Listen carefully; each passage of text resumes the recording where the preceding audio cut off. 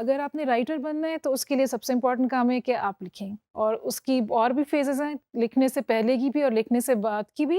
यानी कि पहले आप रिसर्च करते हैं, बाद में उसको एडिट और रीराइट करते हैं, लेकिन अभी हम ये देखते हैं कि जब आप लिखते हैं तो उसको कैसे आप अमल को, उस प्रोसेस को कैसे ज़्यादा से ज़्यादा प्रोडक्टिव और क्रिएटिव बना सकते हैं। Let's have a look. एक तो ये कि एनवायरनमेंट उसकी आपको अच्छी बनानी चाहिए जो कि आपके लिए सूटेबल हो, आपके लिए आरामदेह हो। अगर आपको पैर ऊपर रख के काम करने में आसानी होती है तो फिर कोई ऐसी चीज़ होनी चाहिए जिसके ऊपर कि आप पैर ऊपर रख सकते हो, for example. So the environment should be nice, pleasant, inspiring, clean. ऐसा ना हो कि आपको बार-बार उठना पड़े जब आपकी गैजेट का चार्ज ख़त्म हो जाए और एक्सटेंशन वायर उस आपकी कुर्सी तक ना आती हो, एटसेट्रा। सो डिस्ट्रैक्शंस कम से कम हो और कन्वीनियंस हो काम करने के लिए। इसका ये मतलब नहीं है कि बहुत सजी हुई जगह हो, बट आपकी ज़रूरत की और कन्वीनियंस की उसमें सारी चीज़ें होनी चाहिए। टूल्स आपके, अगर आपको कोई हाथ से लिखने में, जैसे मैं जब लिखती हूँ तो जब मैं ब्रेनस्टॉर्म करती हूँ तो मुझे कंप्यूटर पे ब्रेनस्टॉर्मिंग में मेरा दिमाग नहीं चलता। मुझे उसके लिए स्टेशनरी चाहिए होती है, मुझे कोई डायरीज़ अच्छी जो हैं वो पसंद आती हैं और मुझे मज़ा आता है उनसे। उनसे मैं इंस्पिरेशन लेती हूँ, उनके साथ मुझे काम करने में मज़ा आता है। तो अगर आपको ये चाहिए चीज़ें, कोई डायरी चाहिए, कोई पेन, पेंसिल, जो भी, और गैजेट्स की जैसे हमने बात की, all those things should be with you जब आप बैठें अपने लिखने के लिए, और उसमें अपने आप को जो है स्पॉइल करें, वो चीज़ें मेक श्योर करें कि वो आपके पास हैं ताकि आपका काम में ध्यान लगे।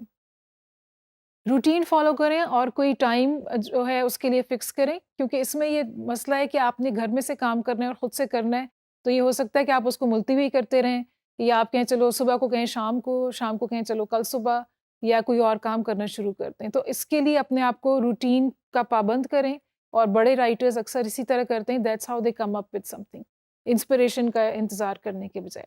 The value of grit, talented लोगों की कोई कमी नहीं है, दुनिया बहुत से टैलेंटेड लोगों से भरी हुई है, और उसमें से सब कामयाब नहीं है अपने अपने प्रोफेशंस में, बावजूद अपने टैलेंट के।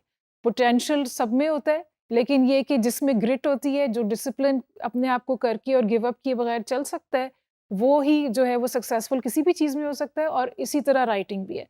This is not only about inspiration, inspiration भी चाहिए होती है, लेकिन ये कि किसी वक्त आपको अपने आप को धक्का देके और परसिवियर करना पड़ता है, दैट्स व्हाट ग्रिट इज़। तो grit is very important, especially क्योंकि आपकी हो सकता है डेडलाइन या कोई मैनेजर आपके सर पे ना हो, तो आपको खुद अपने आप को डिसिप्लिन करना है, so that's why it's doubly important.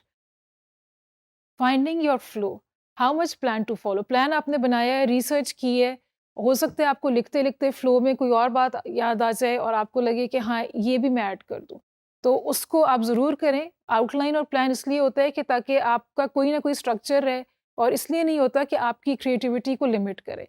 अगर आपको लगता है कि कैरेक्टर किसी और तरफ जा रहा है, या कोई और आपको पॉइंट्स याद आ गए हैं, किसी इन्फॉर्मेटिव ब्लॉग आप लिख रहे हैं उस पर, तो उसको ज़रूर शामिल करें। Outline is not meant to limit you, it's only meant to sort of structure the flow, so go with the flow when you're writing, उसको लिमिट ना करें।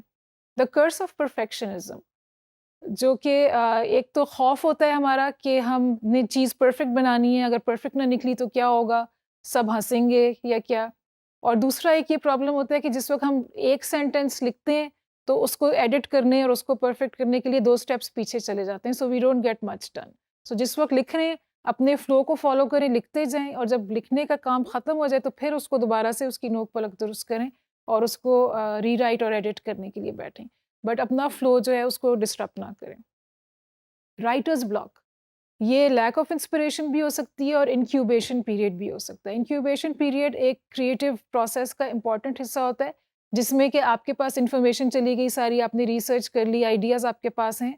अब वो आइडियाज़ आपके दिमाग में राइप हो रहे हैं, वो तैयार हो रहे हैं, और उसके बाद वो उनकी कोई शक्ल निकलेगी तो फिर वो जो है सामने आएंगे। एक मैं टेड टॉक देख रही थी, उसमें उन्होंने कहा था कि हमें खाली वक्त इसलिए ज़रूरी है कि खाली वक्त या जिस वक्त हम बोर हो रहे हैं, उस वक्त हमारा दिमाग जो है वो क्रिएटिव ये प्रोसेस उसका चल रहा होता है, और उस वक्त वो सॉल्यूशंस निकालता है। तो जो आपकी इन्फॉर्मेशन है वो आपकी प्रोसेस उस वक्त होती है जब आप फारिग बैठे हैं, खिड़की से बाहर देख रहे हैं। इसीलिए उन्होंने एक रिसर्च जब की और उन्होंने उसमें ये बताया, जो कि इसमें टेड टॉक में वो कोट कर रही थी, कि जब आप सारा वक्त अपने सेल फोन को देख रहे होते हैं और अगर आप कई साल ऐसे करते हैं, आपकी क्रिएटिविटी नीचे चली जाती है, कम हो जाती है। हो सकता है आपकी इन्फॉर्मेशन में इजाफा हो रहा हो, लेकिन आपकी क्रिएटिविटी कम होती जाती है उसके साथ।